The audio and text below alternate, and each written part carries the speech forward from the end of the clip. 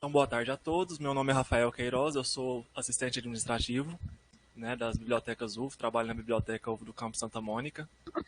Sejam todos bem-vindos a mais uma capacitação do Programa de Competência e Informação das Bibliotecas UF, que tem o compromisso de ajudar alunos, professores, pesquisadores e interessados na produção acadêmica e científica. Agora será realizada a apresentação da capacitação de apresentação de trabalhos acadêmicos em ABNT. Eu serei o moderador do treinamento e o senhor Marcelo Mundim será o facilitador aí para vocês.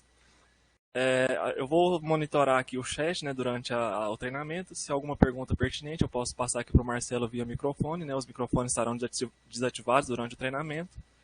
E alguma outra dúvida mais específica, ele pode responder ao final também aí para vocês. A lista de presença é gerada automaticamente, nessa plataforma de webconferência. Nas notas compartilhadas, nós temos links para outros treinamentos e também o link do formulário para vocês fazerem aí a inscrição, para vocês gerarem um certificado de participação. Eu vou colar agora também o link aí para vocês na mensagem de bate-papo, para vocês terem acesso ao link. Os certificados serão liberados a partir de dezembro na plataforma CIEX. Os certificados serão emitidos apenas para aqueles que estiverem na lista de presença. Então eu passo agora a palavra para o senhor Marcelo Mundim. Desejo a todos uma boa capacitação. Boa noite, pessoal. Rafael, muito obrigado pela apresentação. Prazer estar aqui com você, com todos participando desse treinamento.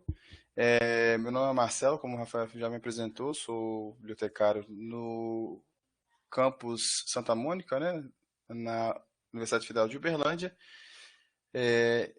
e sou também doutorando, no programa de pós-graduação em Gestão e Organização do Conhecimento na UFMG. Então,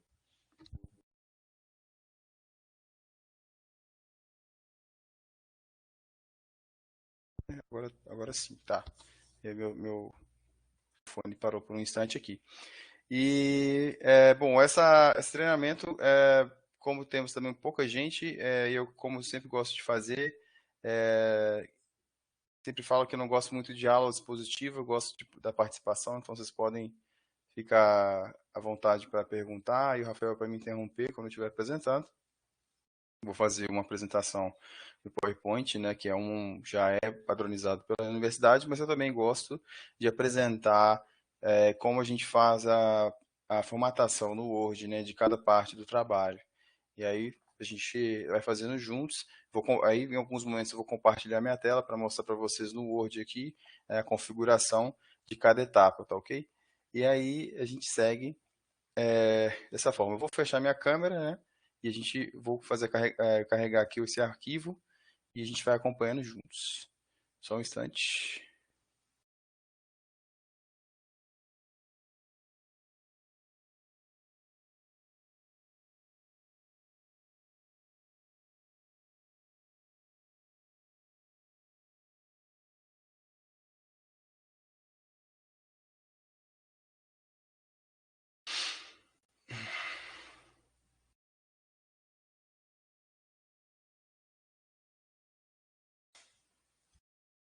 Carregando a apresentação aqui.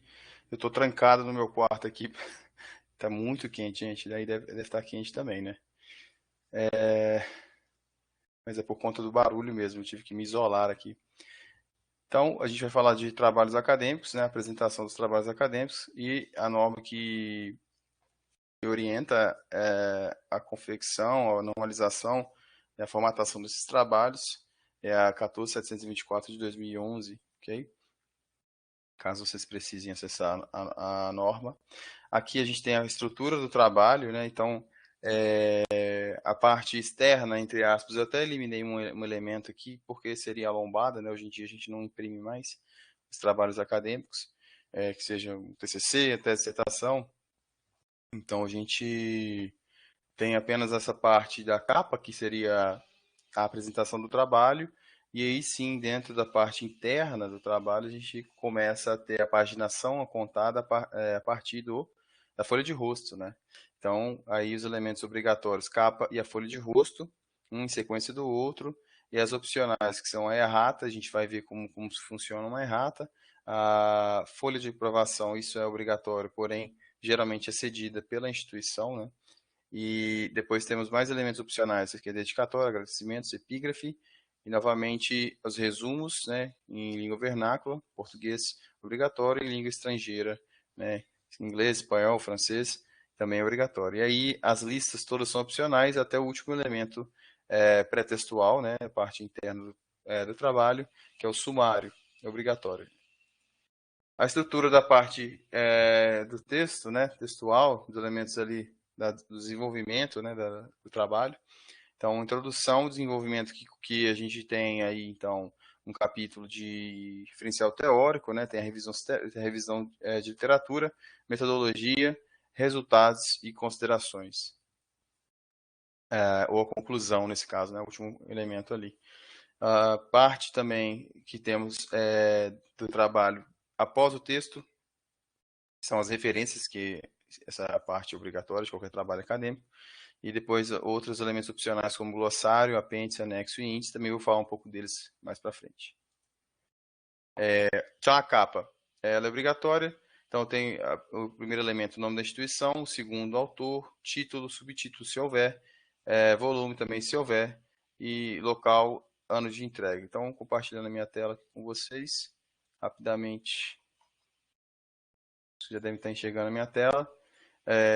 Aqui a norma já orienta para que a gente utilize, então, como fonte Arial 12, né?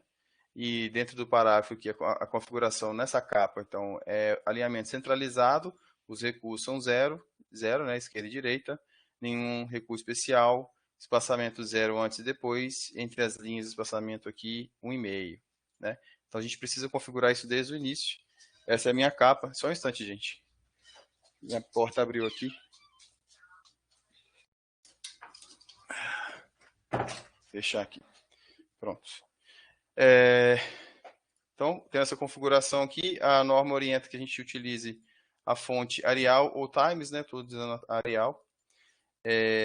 Então, o primeiro elemento na capa, a instituição, e aí a gente vai do ponto mais genérico, mais geral ali, que é a instituição, a Universidade Federal de Uberlândia, e depois vai afunilando ali para o instituto, para a escola, faculdade e para o programa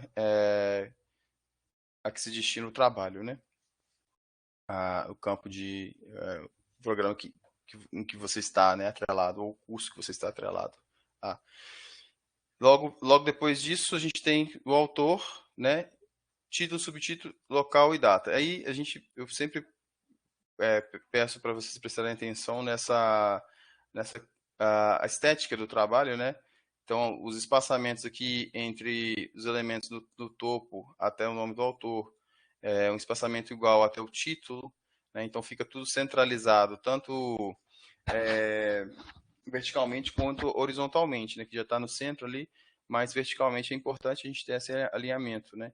Então aqui também título e o subtítulo, depois o espaço até ali o fundo da página, né? Tendo local e data. O título aqui a gente pode utilizar um destaque gráfico, né? Que eu estou usando só maiúsculos, mas a gente poderia. Isso aqui não tem uma descrição da norma. Deve ser minúsculo, deve ser maiúsculo. Mas a gente pode dar o destaque gráfico no título. E aqui, como eu estou usando tudo em maiúsculo, então o destaque gráfico que poderia dar aqui é o negrito. Caso eu estivesse utilizando sem todas as palavras estarem em maiúsculo, aqui eu poderia usar o destaque gráfico em maiúsculo, por exemplo, né? Já seria algo para dar um destaque ao título. E o subtítulo ele não tem esse destaque, então aqui no caso tem um negrito, o subtítulo teria só o texto normal. Caso optasse por utilizar só a primeira letra em maiúsculo, por exemplo, seria um destaque gráfico em negrito de um lado, que é o título. O subtítulo teria só palavras, nomes próprios, né, substantivos próprios aí, que eu teria a primeira letra em maiúsculo, o restante minúsculo, sem o destaque gráfico, que seria o negrito ou itálico. Também o itálico é uma opção, né, de fazer esse destaque. E sempre lembrar da gente, quando for pular a página, não apertar o Enter, a gente vai aqui em Layout e faz a quebra de página para a próxima seção. Então, eu preciso separar a capa, que é uma seção, da folha de rosto, que vai ser a segunda seção. Então, aqui no cabeçalho e no rodapé, aqui no rodapé da capa, e no cabeçalho a gente vê, ó, no rodapé eu tenho seção 1 da capa, e na folha de rosto eu tenho seção 2. Eu preciso fazer essa separação. para a configuração da minha página, da minha paginação do trabalho. E aqui também tem mais uma questão, deixa eu só lembrar. Bom, vou lembrar aqui, se for algo muito importante, porque eu acabei esquecendo que eu ia falar aqui. E na configuração dessa paginação aqui, quando eu clico em rodapé ou no cabeçalho, abre essa opção aqui que eu vou marcar primeira página diferente. Eu preciso marcar isso aqui, tá? Então, marcando aqui a primeira configuração que eu faço para a contagem da minha paginação. Ok, então vamos voltar para a apresentação. Próximo elemento seria folha de rosto, também um elemento obrigatório. Então, a gente tem o nome do autor no topo, título e subtítulo também, volume se houver. O tipo de trabalho, aí a gente vai escrever a natureza do trabalho, tá?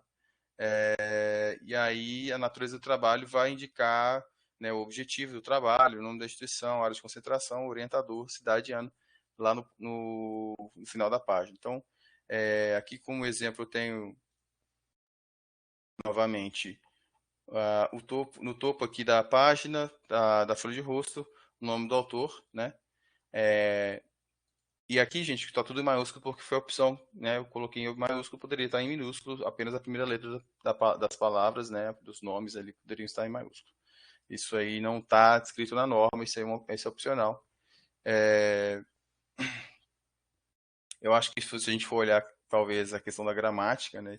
Seria apenas a primeira letra da palavra, né? Ou do nome em maiúsculo, caso necessitasse ter esse destaque, né? E aqui, então, eu tenho esse espaçamento, né? A gente vai olhar aqui, tem o nome, no topo da página, o nome do autor. Então, no centro da página tem o título e o subtítulo. E aqui tudo bem espaçado, né?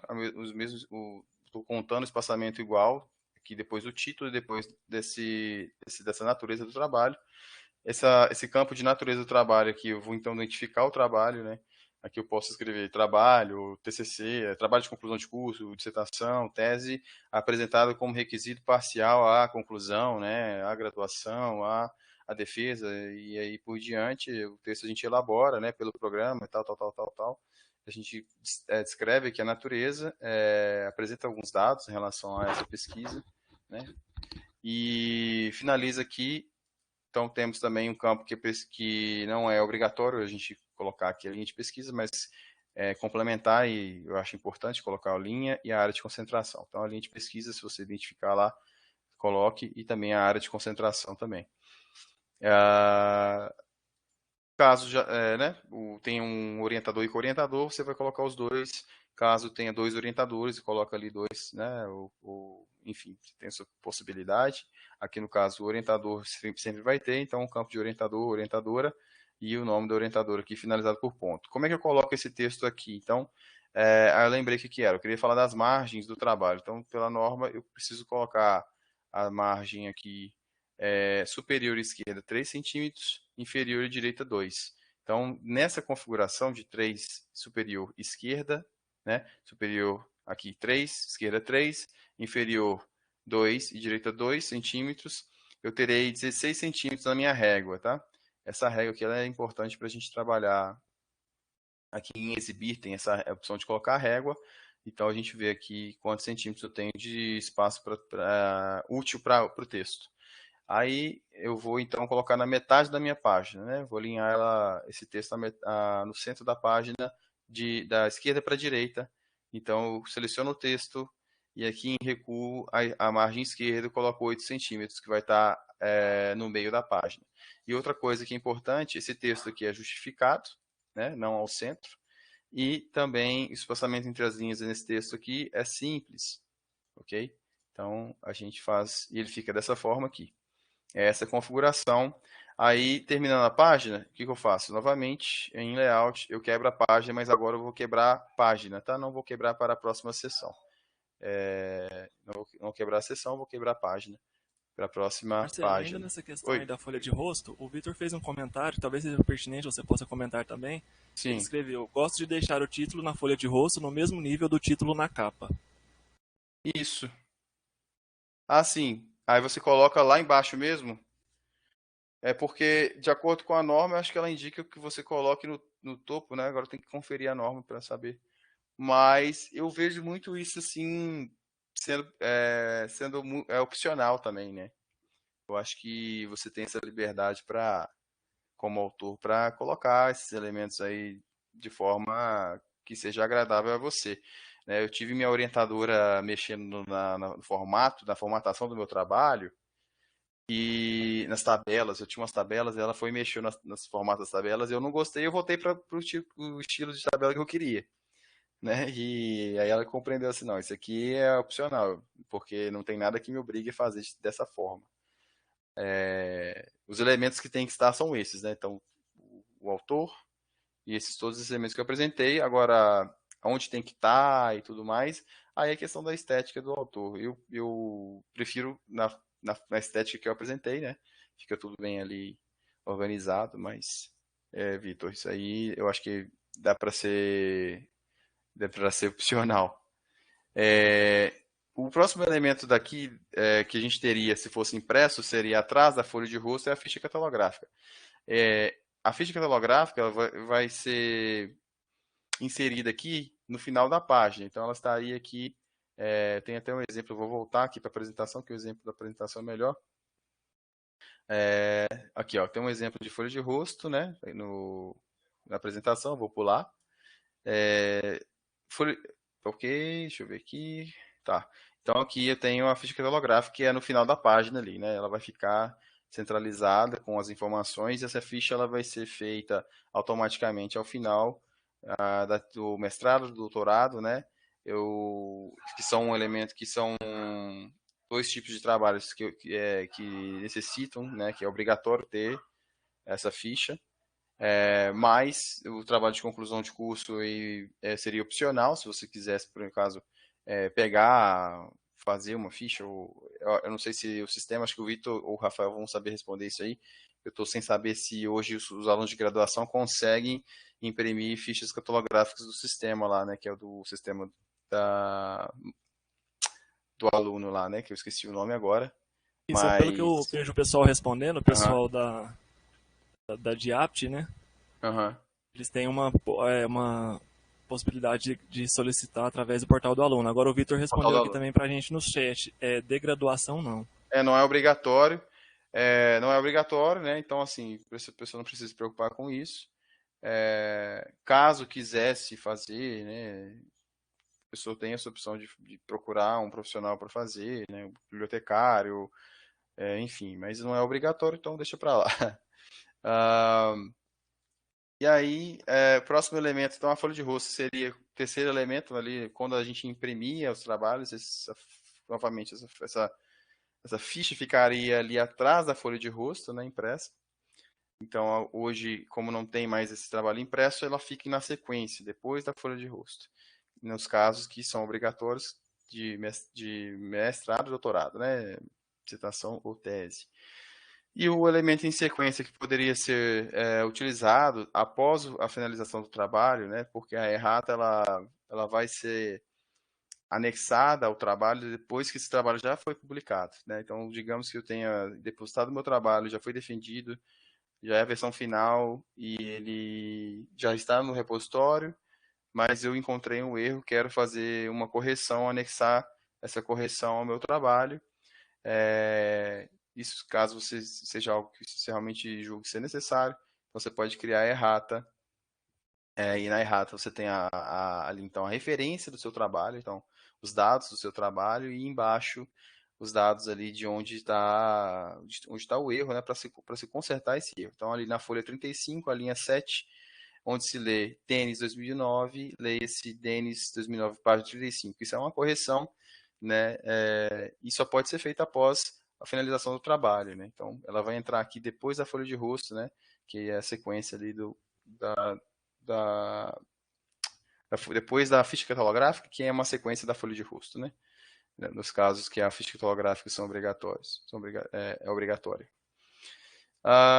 Então, o próximo elemento aqui é a folha de aprovação, que é obrigatória, porém, nesses casos aqui, pelo menos eu recebi a minha folha de aprovação pronta, né? E a ata de aprovação também, a ata de defesa. Esses documentos foram entregues pela instituição, então só anexei ali. Mas aí a norma orienta, né, os elementos que devem constar na folha de aprovação, então ela vai ser mais parecida com a folha de rosto, que tem o nome do autor, o título e o subtítulo, tem a natureza, que a gente já falou, do trabalho, e aí tem o elemento de data de aprovação, o nome, titulação e a assinatura dos membros da banca, assim como os orientadores, né? Então, a folha de aprovação, um exemplo, né, parece com a folha de rosto, porém com a adição dos membros da banca e campo, a instituição e campo, né, a titulação também, né, e o campo da assinatura, das assinaturas. A dedicatória, então, viria após todos esses elementos, né, caso você não tenha ficha criptográfica e não tenha, bom, enfim, pensando aqui na defesa, mas tem alguns casos que você não vai ter defesa, vai ser um trabalho que você vai escrever para uma disciplina, por exemplo, você não precisa ter esses elementos opcionais, né? E nem terá também uma folha de aprovação. Mas, nesse caso, pensando que seria um documento, um trabalho para uma defesa, então teríamos aqui esses elementos e após todos esses que a gente viu, a dedicatória seria um elemento opcional, geralmente se encontra, né, dedicatórias em todos os trabalhos, né, pessoas querem dedicar seu trabalho, ela vai ser, você tem essa liberdade poética até para escrever ali, mas a gente vai escrever uma dedicatória e se a gente citar algum texto que seja de algum livro, de algum documento, a gente precisa fazer a citação, como a gente faz em todo o trabalho, e a citação ela vai funcionar normalmente, né, com autor e data, página, se tiver, e também no final do trabalho, com a sua referência, né? É importante lembrar disso. E aí, o posicionamento dessa dedicatória também comumente posicionado aqui no final da página, né? Não há nada que oriente e que seja dessa forma. É só um estilo, né, que pegou, né, uma moda que pegou e fica assim. Aqui a gente vê o exemplo, né, que tem uma citação aqui e a referência ao final do trabalho, que ela deveria estar, né? É isso mesmo, que faltou aqui uma citação, deixa eu ver se tem. Ou aqui é só um exemplo, né? Também não dá para ter certeza, porque não tem nenhuma citação de autoridade aqui. Porque o campo que a gente, na verdade, o elemento que a gente deixaria para fazer citação seria a epígrafe, né? Que a epígrafe vai ser sempre uma citação de algum terceiro, de um autor, de alguma obra, né? Que a gente retira ali informação e aí faz a citação com referência ao final do trabalho. Agradecimentos aqui também opcional, seria em sequência da dedicatória. Texto livre também no formato, a formatação que a gente vai utilizar no texto normal. Então, a fonte, toda a configuração normal. Ok? Aqui, pelo que eu entendi, porque essa apresentação está trazendo aqui as fontes, né, do exemplo. Então, agora eu entendi que isso aqui foi de onde foi retirado esse trabalho, né? Esse exemplo aqui. E epígrafe, então, como eu falei, tendo um texto de um autor terceiro, né, a gente precisa, então, fazer a citação de acordo com as normas, que é a 10.520, se for uma citação direta, né, como se faz uma citação direta, dependendo da configuração da citação, se for com mais de 3 linhas, ela vai ter uma configuração, mas o importante é que se tenha ali, ao final, autor, data e página, né, nos casos que a página são. O elemento em sequência que é obrigatório, então, é o resumo. Então, ele é obrigatório, a apresentação concisa dos pontos relevantes do texto na língua do conteúdo do trabalho, fornece uma visão rápida e clara do conteúdo e das conclusões. Então, esse resumo ele vai ter entre 150 e 500 palavras em um único parágrafo, elaborado de acordo com a NBR 6028. Vou mostrar aqui um exemplo no meu documento aqui. Então, aqui eu tenho o resumo no topo da página, em negrito. Aqui eu solto uma linha de um espaçamento de 1,5 e começa um parágrafo sem recuo especial. Aqui o recuo, então, especial é nenhum. O alinhamento é justificado. E entre as linhas, esse espaçamento aqui é simples, tá? Então, ele vai ficar mais juntinho, assim, sem recuo, na a primeira linha aqui do parágrafo. Então, aqui eu coloquei um textinho só para vocês verem como fica esse texto aqui. Né? Essa configuração continua sendo Arial 12, né? E após o texto, então a gente salto aqui com um Enter para a próxima linha e tem aqui palavras-chave, 2 pontos. Isso aqui teve uma atualização, né? Essa norma 6028 ela foi atualizada esse ano. Então, depois da atualização, ela seguiu de acordo com a gramática de língua portuguesa, né? Que indica que depois de 2 pontos a gente tem uma sequência de texto, ou seja, as palavras elas se iniciam com um minúsculo, né? Apenas aqueles casos de palavras de nome próprio, né? Por exemplo, Minas Gerais aqui eu teria a primeira letra em maiúsculo, né? Então, eu teria isso aqui dessa forma, caso fosse um nome próprio. Não é o caso, então aqui inteligência artificial, por exemplo, está em minúsculo, aí as palavras elas vão ser separadas entre si por ponto e vírgula. Antigamente se colocava ponto, né? Iniciava uma nova palavra-chave com maiúsculo.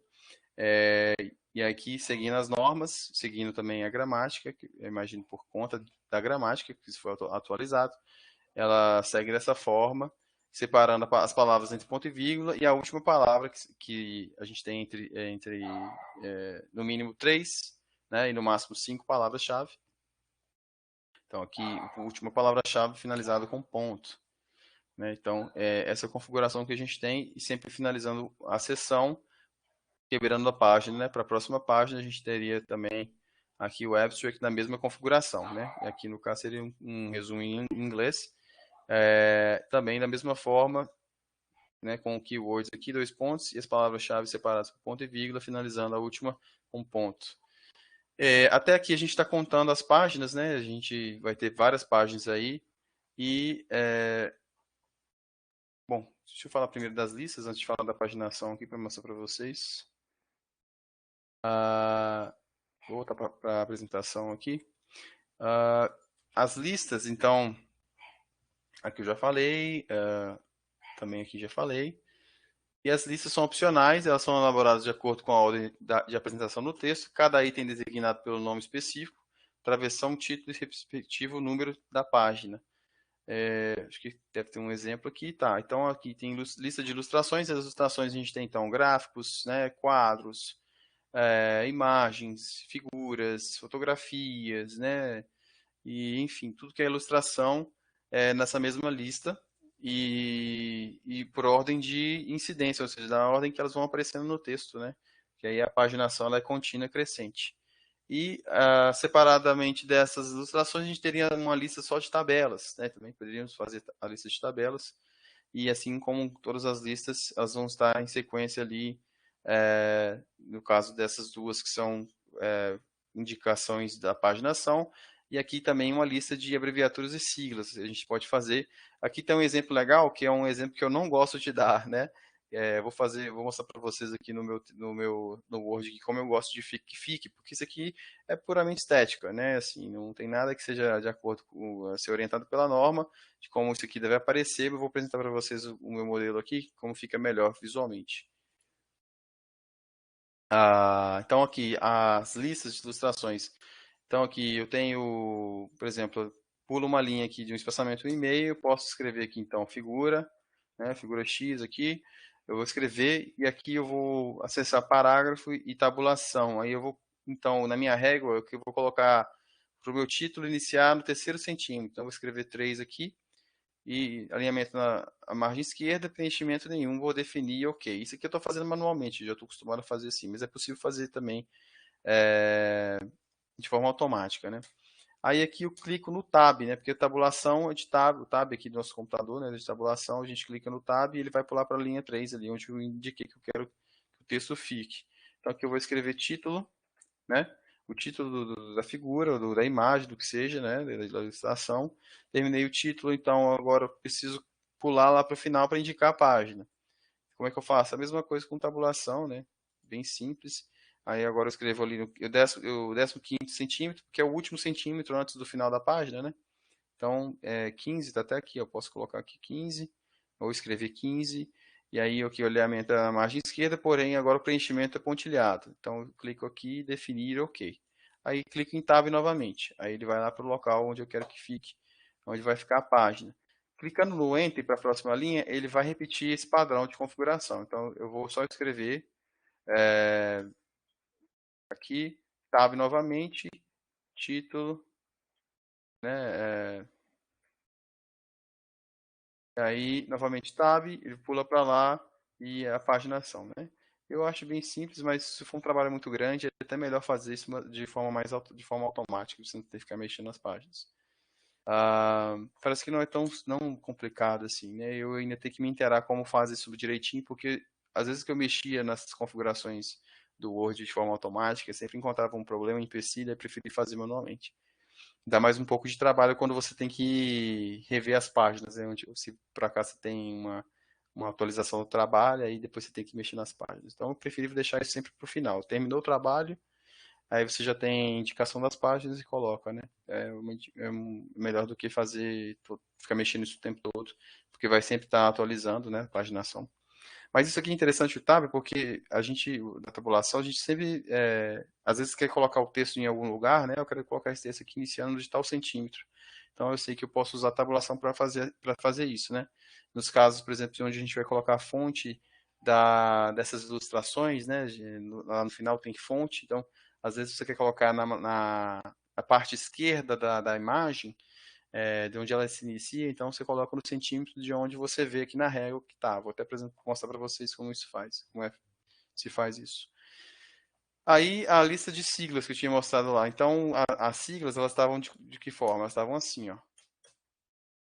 Então como muda o tamanho da sigla, isso aqui fica desalinhado, né? Então eu prefiro fazer com tab, né? Tá vendo que isso aqui fica meio torto, então isso aqui é uma questão estética, boba, mas faz uma diferença. Eu uso tabulação, eu coloco a sigla aqui e no final do texto, então vou em parágrafo, tabulação, centímetro terceiro, né? Alinhamento esquerdo, sem nenhum preenchimento, definir, ok, e clico em tab. Então, se eu voltar para cá, ó, tá vendo? O texto vai lá para o terceiro centímetro. A gente vê que está alinhado aqui, ó. Escrevo o que essa sigla significa, Enter novamente, aí fica salva essa configuração, né? Só a gente apertar Tab que ela vai levar para aquela parte ali e fica tudo alinhadinho, né? O texto fica tudo alinhado. Não vai ter esse problema que a gente viu no exemplo, né? Deixa eu ver se tem mais alguma coisa. Tá. E o sumário é o nosso próximo elemento, né? Já vou mostrar para vocês aqui. Eu fiz isso aqui manualmente também com a tabulação. Escrevo aqui, então, os capítulos e aqui, de acordo com a norma, esses capítulos eles são subdivididos em 5 partes que podem ser subdivididos em também até 5 partes, né? Então, a gente tem essas subdivisões aí que são permitidas até no máximo 5, né? Subdivisões. Então, introdução seria a primeira parte do trabalho, o capítulo 2 seria o capítulo de referencial teórico e revisão, 3 a metodologia, 4 resultados e 5 considerações finais. Após isso, não temos mais capítulos, apenas as partes pós-textuais, que seriam as referências e outros elementos. Então, no sumário, eu preciso ter aqui então a paginação a partir da introdução. E aqui eu fiz manualmente com a tabulação, né? Então, escrevo o texto aqui, jogo esse texto um pouco para esse pontilhado para frente, porque esse texto aqui pode ter um tamanho diferente e vai impactar ali na hora que você for alinhar, né, o título do capítulo com o restante do pontilhado e tudo mais. E cada subdivisão aqui ela vai ter um destaque gráfico diferente, ou seja, na introdução que eu utilizei maiúsculo e negrito. Então, na subdivisão, a primeira subdivisão, então, ao invés de usar o maiúsculo todo, em todas o título da subseção ali, todo em maiúsculo, eu uso só a primeira letra em maiúsculo, o restante em minúsculo. Então, aqui já deu um destaque gráfico diferente. Se eu faço mais uma subdivisão aqui, que é 1.2 objetivos, aí eu tenho objetivo geral e objetivos específicos. Então, é outra subdivisão. Aqui, então, eu tenho 1.2.1, e aí essa... Deixa eu só... Acho que isso aqui foi aqui para frente, né? Tá aqui. Mas eu vou organizar isso aqui direito, porque eu acho que ficou desconfigurado, mas o objetivo geral Então, a gente vê que o destaque gráfico é diferente dos objetivos, né? Então, aqui eu tenho o negrito, aqui eu já não tenho o negrito.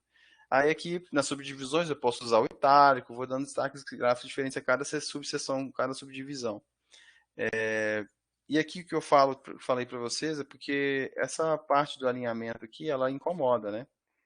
Esse alinhamento aqui, ó, fica um pontilhado meio torto, então a gente pode começar, por exemplo, o pontilhado desde o final da palavra ou fazer esse corte aqui para todo pontilhado começar a partir da última palavra que está aqui, por exemplo. Depois de específicos, todos ficam alinhados de baixo dali para frente. Né? Isso aí também é uma questão de estética, é opcional. Mas se é possível fazer também automaticamente, você cria lá, né, inserir, se não me engano, inserir o sumário automático, né? Deixa eu ver aqui se é isso. E aí, para o sumário automático, um detalhe é que a gente precisa ter o trabalho pronto, né?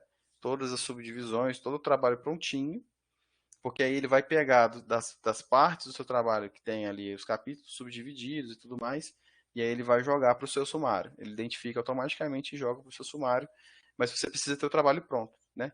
Caso você só queira subdividir o seu trabalho aqui a princípio, né, como eu fiz aqui, isso aqui foi só um esboço, eu posso fazer manualmente assim, colocando ali as páginas com o tempo. Dá mais trabalho aqui, eu indicaria vocês fazerem automático mesmo. E aqui, terminando o sumário, uma coisa que é importante lembrar, que a gente vai pular essa linha aqui, vai quebrar a página, mas é importante que a gente quebre aqui para a próxima sessão. Né? Próxima página aqui é a quebra de sessão, que a gente vai gerar aqui uma subdivisão, em seção 2, que seria esses elementos pré-textuais, e a seção 3 a partir da introdução. Para quê? Para a minha paginação ficar correta. Então, depois que eu terminei essa parte do sumário, pulei aqui para a introdução, nessa seção 2, eu preciso configurar aqui então o seguinte, em número de página, aqui eu preciso primeiro, antes de tudo, né, indicar onde eu quero a paginação vai ser no canto superior da página, à direita, né, eu clico aqui, depois eu venho cá novamente em formatar números de página. E nessa seção 2, né, vou voltar para cá, vou até voltar lá para a folha de rosto, para vocês não se confundirem. Então, o título, a capa aqui é seção 1. Na seção 1 eu marquei primeira página diferente, só isso que eu fiz. Na segunda seção, então, eu venho cá, né, e venho em número de página, formatar número de página, e aqui eu clico em iniciar em 1. Então, a folha de rosto, ela começa em 1, ela começa a contar como 1 aqui. Porém, ela não vai aparecer, né? Ela não vai aparecer. Aqui já está configurado, mas eu vou mostrar para vocês o que é preciso ser feito. E a introdução, ela precisa constar aqui, ó, aqui, o número de página, formatar número de página. Então, continuar da seção anterior, que era a seção 2. Tá? Então, ele vai contar lá 1, 2, 3, 4, 5, até o 13, que é essa página de sumário. E aqui, na introdução, página 14. Como é que eu faço para tirar essa página que vai aparecer aqui? Então, eu clico aqui, né, no cabeçalho, e aqui tem uma opção, deixa eu só ver aqui, remover números da página. Em alguns casos, aí ele vai remover ali, mas ele vai manter a configuração. Em alguns casos, o Word dá problema. Né? Então, assim, tem gente que fala, eu tentei aqui e não consegui assim. E aí, acho que tem mais de uma forma de fazer isso. Acho que o Vitor ou o Rafael, se estiverem aí, porque eu sempre fiz assim, mas acho que tem mais de uma forma de fazer isso daí. Se quiserem complementar, né? Porque tem algumas pessoas que tentam dessa forma que eu coloquei e não conseguem. O Word ele tem essas coisas de vez em quando. Mas é isso, né? A gente então tem aqui a paginação, né? Então eu tenho aqui 13 páginas anteriores à introdução. A introdução é a página 14 e já começa a aparecer para mim. Marcelo, o Vitor comentou que usa o mesmo procedimento que você, eu também não conheço nenhum diferente, não. Às vezes dá problema, eu não sei por quê. Às vezes o Word gosta de fazer uma hora com a nossa cara mesmo. E aí, gente, essas configurações são importantes sempre no início, porque eu percebo que quando você começa o trabalho, depois que o seu trabalho já está meio pronto, que você vai querer, tipo assim, alterar alguma coisa. Ah, isso aqui eu tenho que corrigir. Aí depois que está feito é mais difícil ainda. Por algum motivo o Word gosta de complicar a vida. É igual aquela questão quando você vai colocar uma numeração lá, ele vai automaticamente mexe. Sabe aquelas coisas assim que a gente passa raiva? Ele faz muito isso. Então é sempre ideal que a gente faça a configuração no início para não ter problema depois. E depois para corrigir, às vezes a gente pode ter um problema. Tá, então aqui mais ou menos o valor de sumário, né? Que a norma que orienta o sumário é 6027, para quem quiser conferir lá. E aqui um exemplo de sumário, né? Aqui também tem um exemplo legal, que aí fica aqui alinhado, como eu coloquei aqui, ó, todos os textos alinhados aqui depois dos números e o pontilhado, né? Também uma forma que você pode fazer aí, acho até melhor dessa forma. Mas fazendo o automático ele já conserta isso. E aqui então, introdução, desenvolvimento e conclusão. Aí, bom, pós-textual, deixa eu ver o que tem que estar. E as referências. Não, aqui pulou tudo. Deixa eu só mostrar para vocês aqui algumas coisas que são importantes no trabalho, que é a parte de citação, né? Aqui tem um exemplo, vou compartilhar minha tela novamente. No texto aqui, então, eu tenho um exemplo de citação direta com até 3 linhas. Aí eu tenho que conforme Castro é o sobrenome do autor, apenas a primeira letra em caixa alta, e entre parênteses eu preciso indicar, quando esse autor foi citado no texto, entre parênteses eu indico a data e a página quando houver, né? Nem todo documento tem paginação. Mas eu diria que seria obrigatório colocar naqueles casos que você tem a paginação, por conta da orientação ao leitor. Então, fecho o parênteses e aqui eu tenho a citação entre aspas, né? Entre aspas, aqui eu tenho a citação com até 3 linhas. É uma citação curta. Aqui eu tenho reticências entre colchetes, porque isso aqui é uma supressão. Então, eu estou eliminando parte do texto que eu não acho importante. Né? Então, eu estou indicando que antes de uma tem texto aqui, mas ele não é relevante para a minha citação, então eu suprimo aqui esse texto. E como eu já comecei essa oração, tem uma vírgula aqui, essa citação vai ter a pontuação após as aspas, tá? É uma coisa que isso está de acordo mais com a gramática do que com a VNT. E a citação, quando ela começa a oração, no caso, se começasse essa citação, se fosse uma oração aqui, toda ela até o ponto final, né? Sem nenhuma interferência de texto, então a minha pontuação seria aqui antes das aspas, né? Então essa pontuação estaria aqui. É uma questão da última vez que eu chequei, a gramática indica isso, né? Porque são umas dúvidas que aparecem, a gente vai conferir. Então ficaria dessa forma. E aqui eu tenho outro exemplo de citação agora com o autor não sendo citado no texto, né? Eu estou fazendo a citação aqui, ó, deve-se observar aqui. Então a minha citação ela segue, entre aspas, aqui tem uma supressão. O texto vai até 3 linhas, não passa disso, né? E aqui fecha aspas, ponto depois, porque né, uma oração que começou antes e antes das aspas, enfim, ponto. E aí depois do ponto teria a indicação entre parênteses do autor, agora o sobrenome do autor, todo em caixa alta, em maiúsculo. Vocês percebem que os elementos a gente separa aqui entre vírgula, né? Então, vírgula, o ano, vírgula, página, p ponto. Também é uma coisa que eu esqueço de falar, mas é importante, né? A pessoa coloca página e ponto, ou às vezes o p ponto e o número juntos, né? Sempre dá espaço aqui depois do p ponto, né? Para o número. E, se tivesse 2 obras citadas, então eu separaria essas obras entre ponto e vírgula, tá, pessoal? Então aqui, ó, vamos fazer um exemplo rápido. Aqui, se eu tivesse o Castro, então eu teria ponto e vírgula, Castro, vírgula 78, vírgula, P ponto 45 aqui, e aí fecha parênteses com ponto também, depois dos parênteses, tá? Então seria esse um exemplo de 2 obras citadas no mesmo parágrafo, seria citando 2 obras, 2 autores no mesmo parágrafo, teria ali um texto maior, né? Ou 2 situações ali que eu poderia fazer apenas isso no final do parágrafo. Deixa eu apagar isso aqui, né?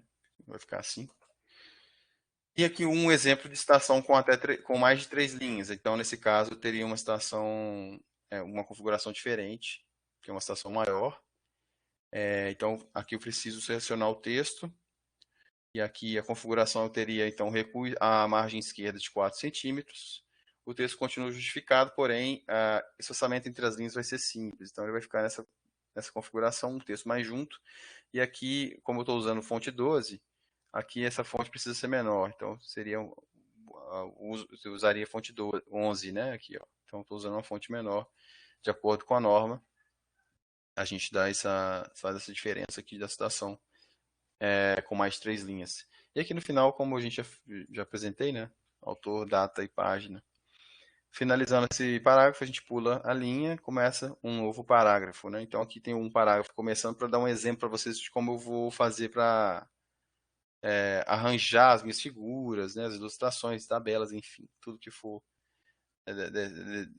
tiver essa natureza, aí a gente vai usar dessa forma aqui. Então, inicia o parágrafo, então, de acordo com a figura 1, a figura, quando ela é citada no texto, a gente precisa citá-la com a primeira letra em maiúsculo, tá? Então, precisa ter esse destaque.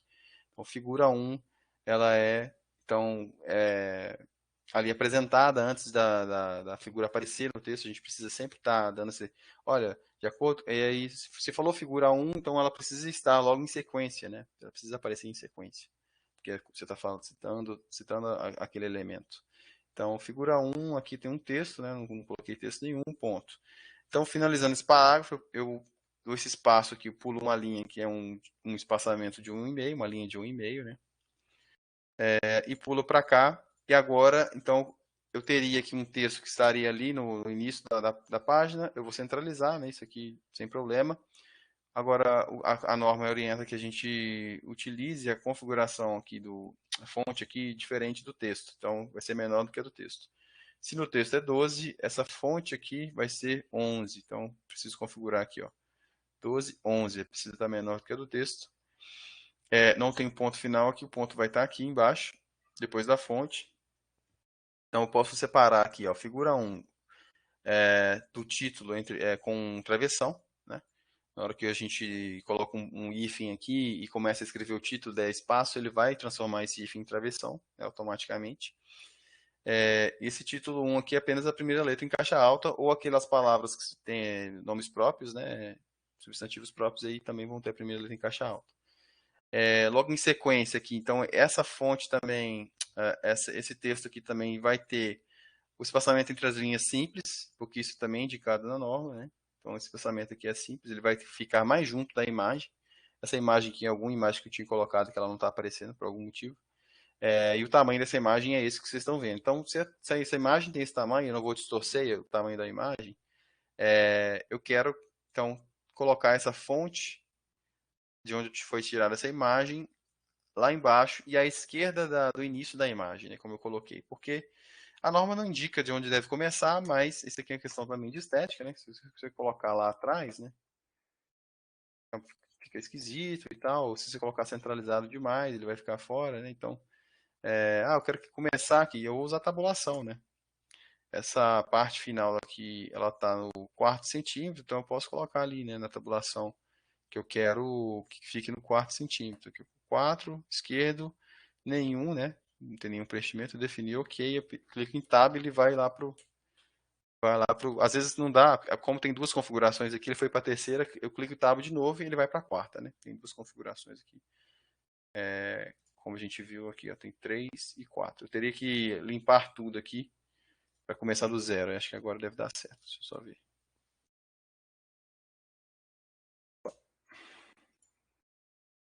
Aqui, ó. Limpar tudo, 4. Aqui tá OK, definir, OK. E aí vai para o lugar certo, onde eu quero que esse texto fique, né?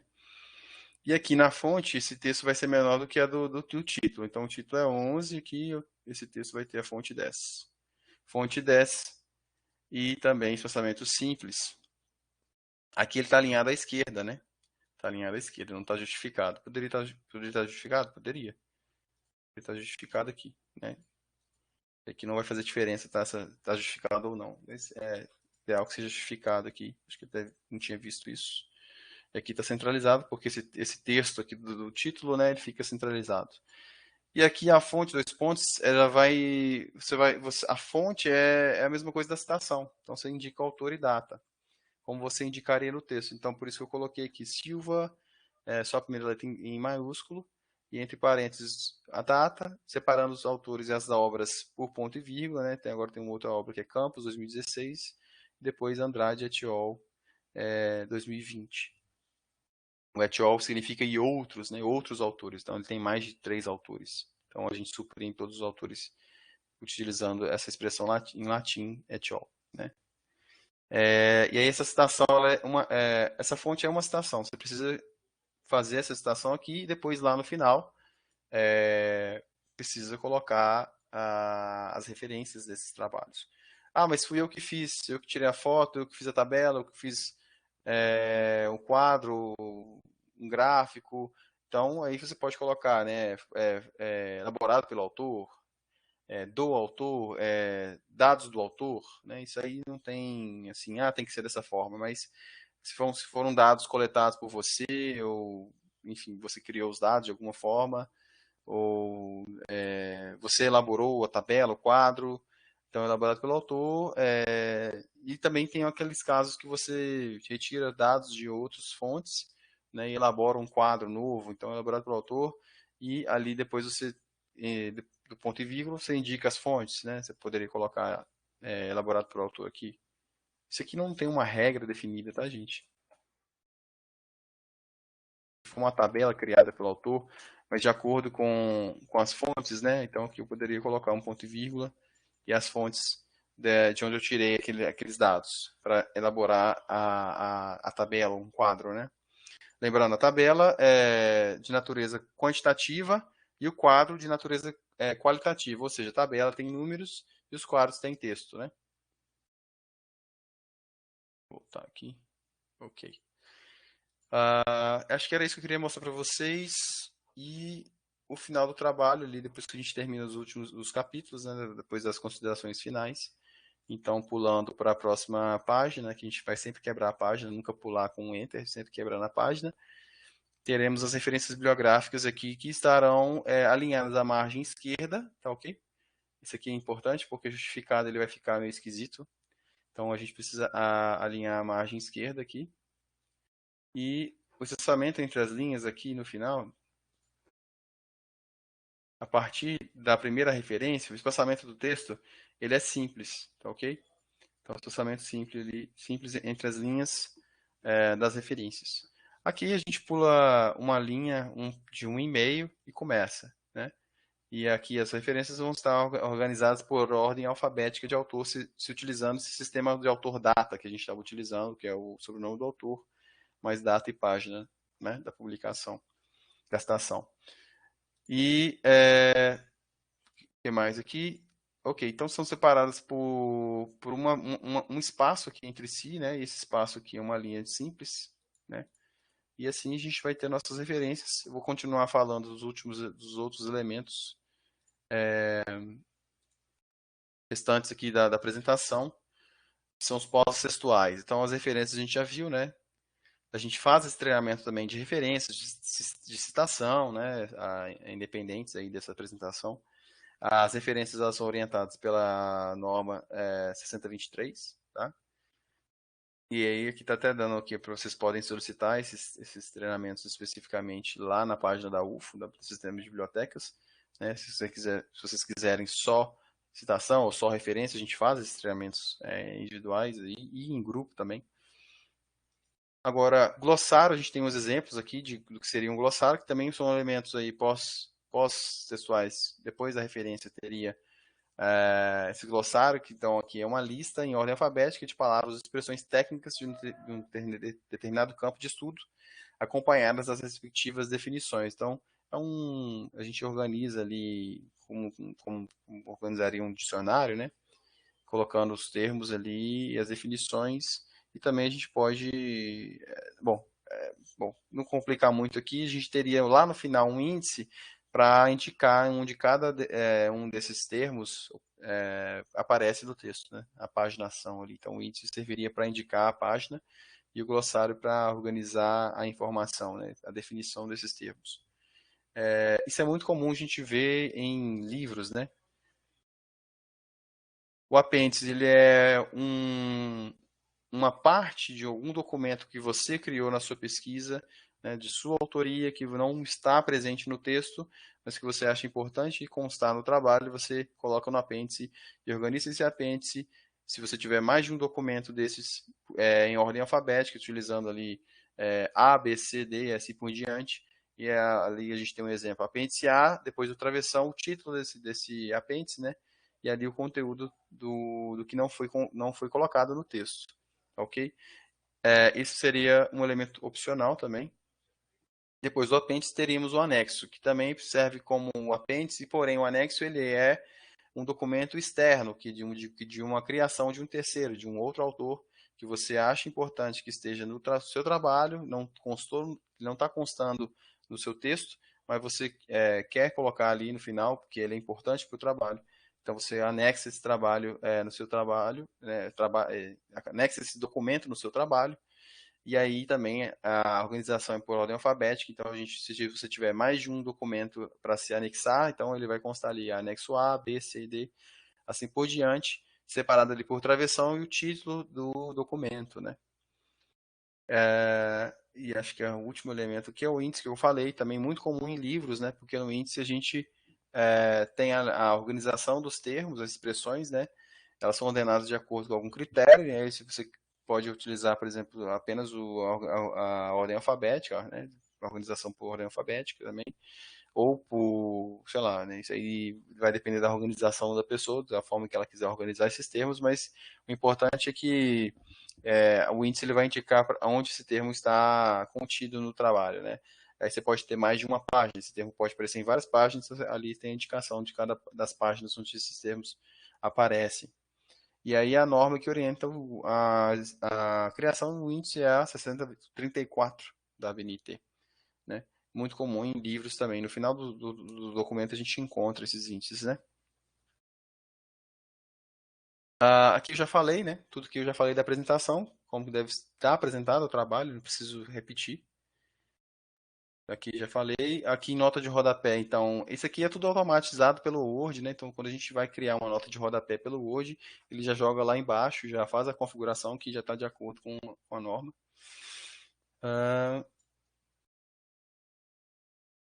Aqui eu também falei dessa numeração progressiva, né? Da subdivisão dos campos, do trabalho, dos capítulos, né?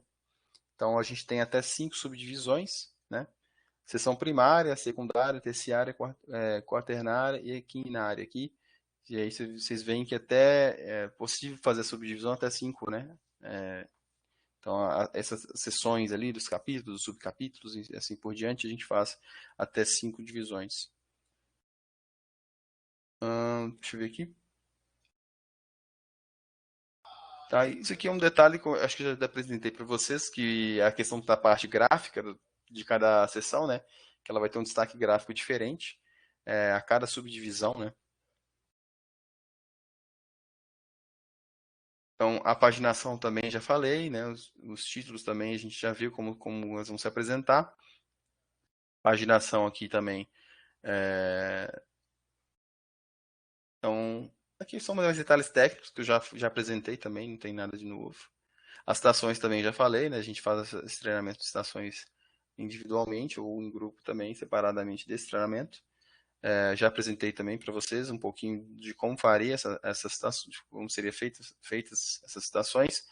E aqui, equações e fórmulas. Então, aqui eu não cheguei a falar, então, destacadas no texto para facilitar a leitura, né? Então, quando você tem uma equação, uma fórmula, ela vai estar sempre sozinha ali, né? Tendo o texto antes e depois. Ela nunca vai estar entre o texto, né? Vai estar sempre destacada ali com um parágrafo sozinho, né? São numeradas quando necessário, com algarismos arábicos entre parênteses. É permitido o uso de entrelinha maior na sequência do texto para comportar seus elementos. Quando fragmentadas em mais de uma linha, devem ser interrompidas antes do sinal de igualdade ou depois dos outros sinais. Isso aqui a gente encontra na norma, um detalhe, porque nem todo trabalho se utiliza de equações ou fórmulas, né? Mas a gente vê nos exemplos ali que esses elementos estão destacados do texto, estão separados do texto, para facilitar a leitura de quem está fazendo, né, facilitar a vida do leitor aí, nesse caso.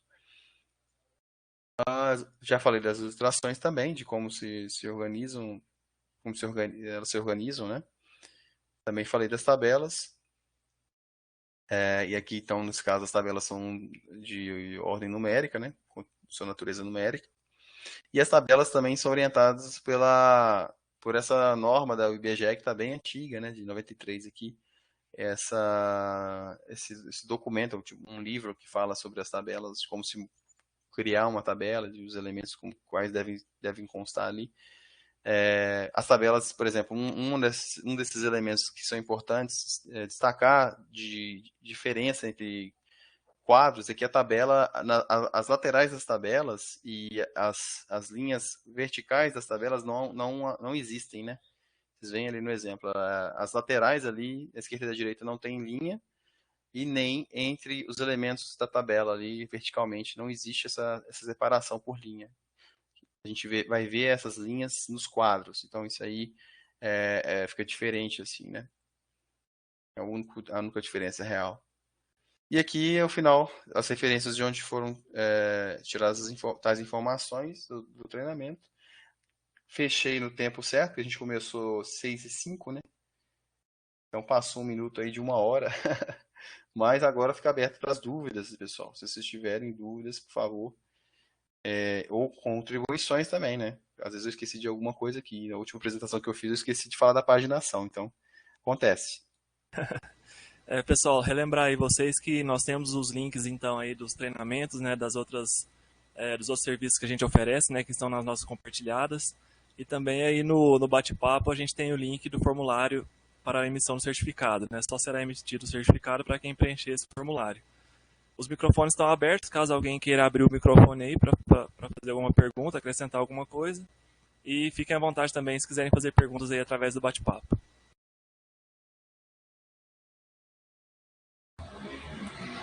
Marcelo,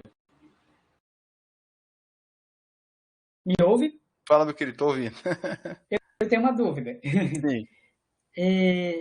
Quando a dissertação, por exemplo, era impressa, a ficha catalográfica ia no verso, né, da folha de rosto e não entrava na contagem das folhas. Agora, com o documento digital, a gente até tem como excluir da contagem, né, mas tem todo aquele trabalho de colocar a quebra de seção, Então, tem problema deixar a página da ficha catalográfica na contagem das páginas? Olha, eu nunca fiz a configuração pulando essa página. Eu também não. Eu nunca fiz. Eu teria que aprender a fazer para poder pular essa página. Eu não sei como isso ficaria. Então, por questão técnica, tanto que a minha dissertação ela conta. A ficha catalográfica ela está contando como uma página, né? Porque foi o que você acabou de falar. Ela era impressa atrás da folha de rosto. E agora ela por questões técnicas, ela aparece ali como mais uma página.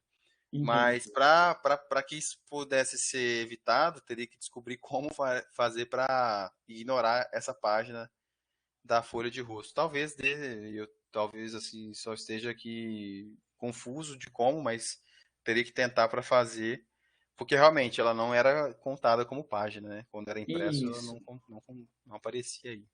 Isso.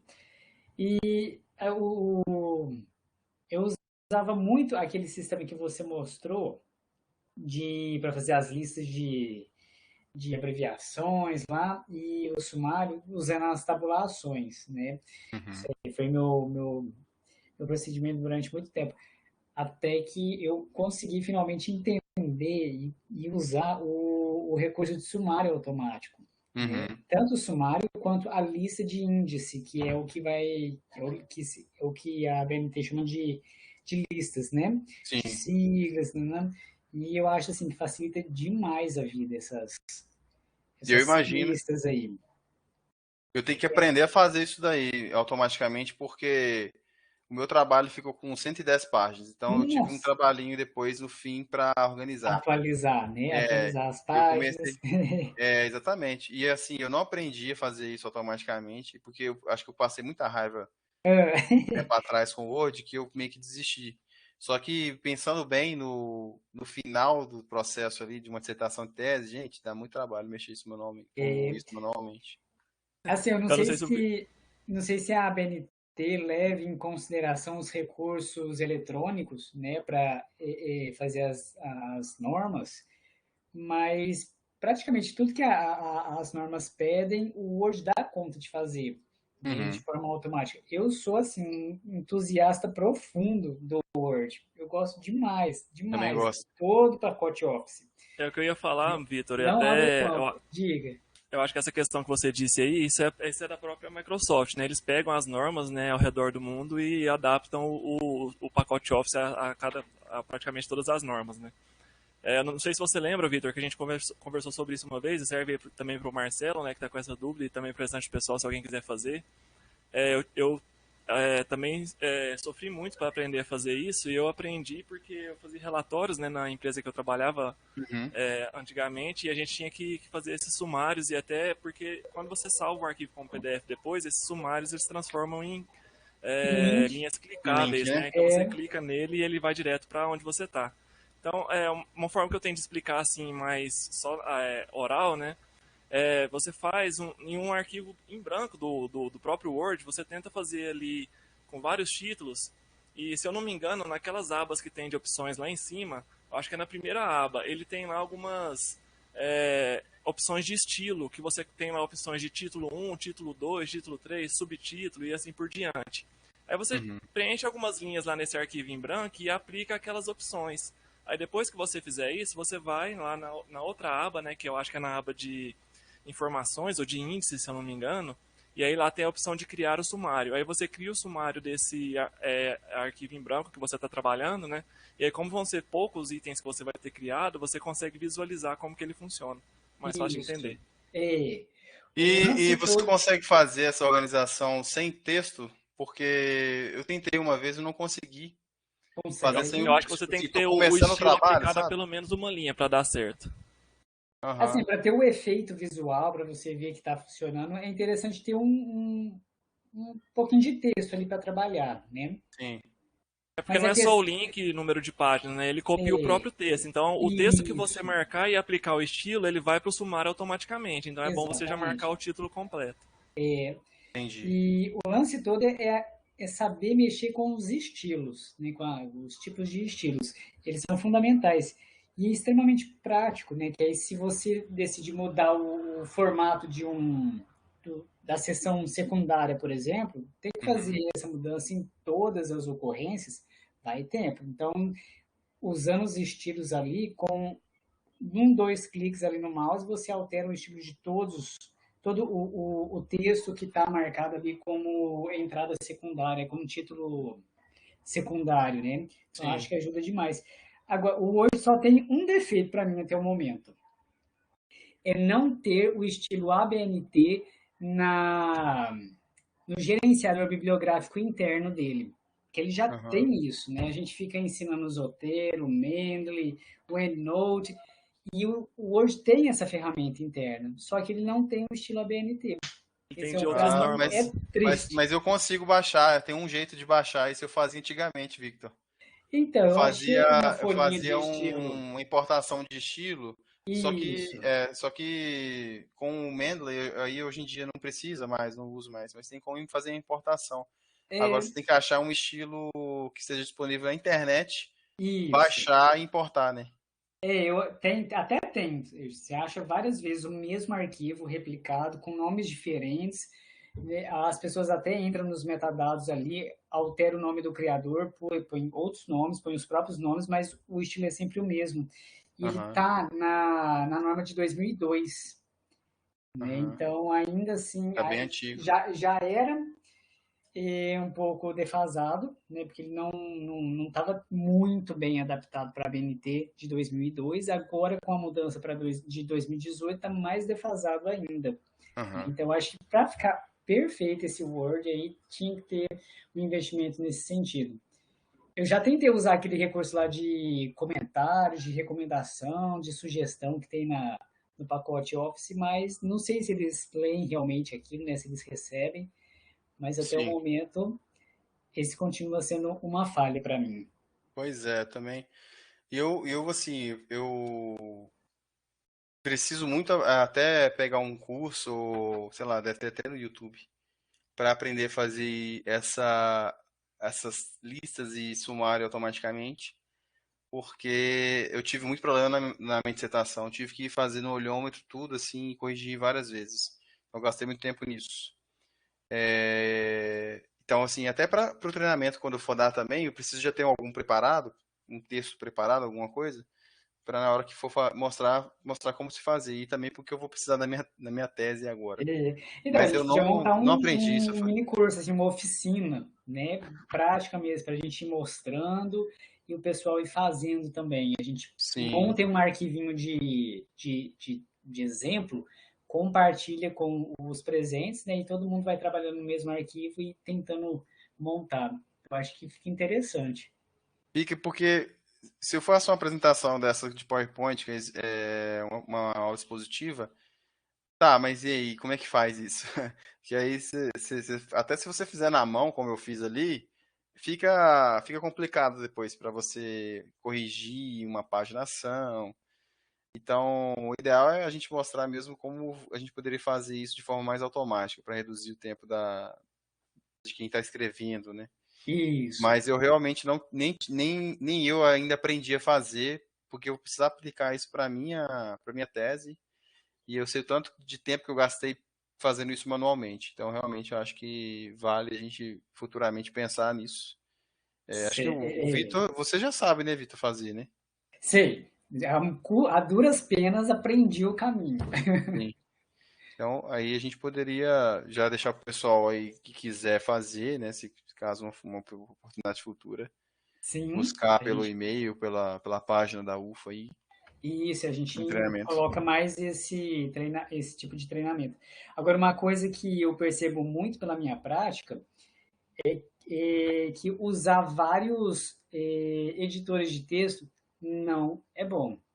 O seu orientador usa o Word no Mac, você usa o Word no Windows, aí você, sei lá, outra você vai passar seu documento para outra pessoa, para um terceiro que usa o LibreOffice, cada um vai abrindo aquele arquivo num editor de texto diferente, isso dá problema. Dá. Cada editor tem um jeito de trabalhar, principalmente com esses recursos automáticos aí, tipo o sumário automático, e depois, quando a gente tenta voltar para o Word, entre aspas, normal, dá conflito, as funções se perdem. É isso que eu tinha problema. Eu tinha problema com essas configurações automáticas, o sumário, por exemplo, porque eu tive muito problema nesse sentido de mandar e receber de volta e tá tudo desconfigurado. Então, acho que isso que me fez começar a fazer manualmente. Só que também não foi o caminho certo. Eu tomei um caminho também penoso. Depois, para corrigir manualmente, é trabalhoso. Mas realmente essa questão dos formatos, né, que são diferentes aí a cada, enfim, como você colocou, o exemplo é perfeito. Isso aí acaba dando uma desconfigurada mesmo nesses elementos automáticos do Word. E Sim, aí tem um outro que o pessoal está usando, LaTeX, né? isso. LaTeX, né? Isso É, aí é extremamente interessante, porque ele não desconfigura nada, né? Só que eu também não teria que aprender a mexer nisso. É esse aí, codificação, né? esse aí é meu ponto fraco, eu também não dei conta não, É, porque você tem que saber trabalhar ali com linhas de comando, você tem que saber um é. pouquinho, um mínimo de programação, né, para É tudo usar programação, né? minimamente o programa. Mas é interessante, porque aí você faz o trabalho, escreve só o texto e depois ele formata automaticamente, né? Ele Isso. vai lá e formata tudo. É engraçado isso que você falou, Victor, porque isso é reserva de mercado mesmo. Depois que eles criaram esses arquivos X do Office, ele é criptografado, né? Então, quando ele salva, ele criptografa o arquivo e aí o outro editor, quando vai abrir, acaba gerando essa confusão. Aí, é isso aí. Aí só dá dor de cabeça depois. Mas eu acho que dá menos trabalho fazer correção do que fazer manualmente. Depois da minha experiência com a minha dissertação, porque realmente qualquer coisinha de alteração que tinha no texto, mudava a paginação, tinha que ir lá mexer manualmente. Né, assim, de qualquer forma, não tem para onde fugir. Ou é automático já prevendo que vai haver essa desconfiguração pela, né, da possibilidade do uso de várias, porque você vai e volta, né, para orientador, vai e volta para o co-orientador. Eu tive esse caso, né, de orientador e co-orientador, e aí acaba desconfigurando e tudo mais. Isso. Mas eu preciso muito aprender a fazer isso automaticamente aí, porque acho que ajuda mais do que se eu pensar nessa questão das configuração. A Larissa fez uma pergunta interessante aí no bate-papo. Ó, seria possível fazer essas configurações no Google Docs? Eu, pelo lado de relatórios que eu fazia na empresa, eu sabia que era bem limitado. Aí vocês podem falar aí sobre os acadêmicos. Também acho limitadíssimo. O Google Docs é extremamente difícil mexer. Eu prefiro fazer só o texto lá, livre, e depois baixar o arquivo e formatar, do que fazer lá, porque é bem difícil mexer lá. Assim, eu trabalho para uma editora que me manda como revisor, né, de texto nessa editora, ela só compartilha os documentos comigo pelo Google Docs. Uhum. Assim, pela minha experiência, praticamente tudo que a gente faz com o Word, a gente também consegue fazer no Google Docs. A minha dificuldade maior é saber os atalhos. Como eu uso muito atalho no Word, não são os mesmos atalhos no Google Docs, então eu fico perdido.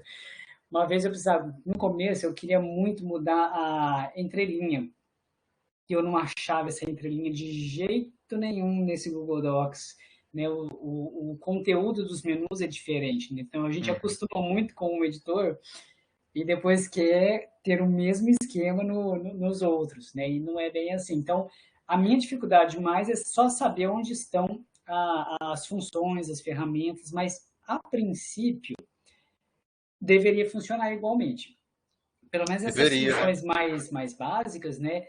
Margem, espaçamento entre linhas, colocar estilo de parágrafo, isso aí o Google Docs também tem. Aí é mais questão de acostumar, né, com a ferramenta e saber aonde estão cada coisinha, onde está cada Eu acho que coisinha ali. a É. experiência é igual com planilhas, né, Vitor? Eu tenho muito conhecimento de Excel e um pouco de Word também. E aí, quando você vai mexer no Google Docs e no Google Planilhas, a impressão é que você tem que aprender do zero, porque é tudo feito de forma diferente. E Ele faz as mesmas coisas, mas de forma diferente. isso. Agora, eu acho que o piorzinho é o LibreOffice. Eu acho É. que esse aí, não sei se é a interface que é bem sem gracinha, né? Mas eu acho ele mais complicado.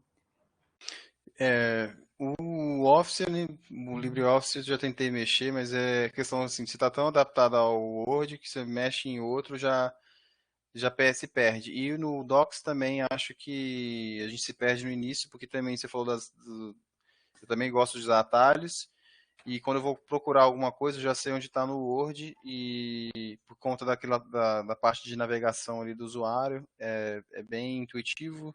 Já no E, Docs e no Libre não é tanto. Agora, o bom do Docs é que é compartilhado, então é, é uma mão na roda que todo mundo faz tudo ao mesmo tempo, né? E eu tenho isso. utilizado muito isso para trabalhar e acho que não dá para voltar mais como era antes. Porém, tem essa questão, por exemplo, se for um trabalho acadêmico, o interessante é que você, depois de terminar no Docs, que seja um documento compartilhado com os orientadores, baixe o documento e confira, porque pode haver uma mudança ali de estilo, de alguma coisa desconfigurada, Exatamente. né? Esse é o perigo.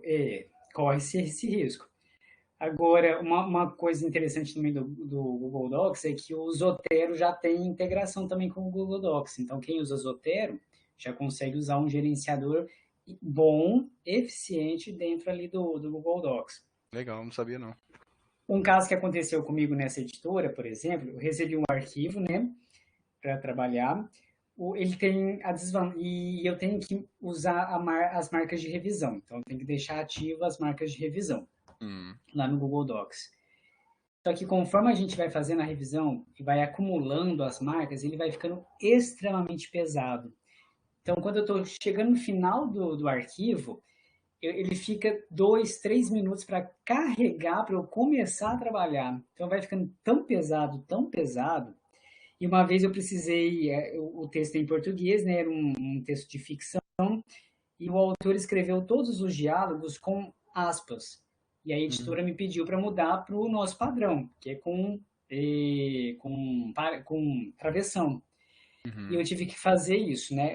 Tranquilo, vou jogar localizar e substituir tudo tranquilamente, né? Substituo tudo por travessão.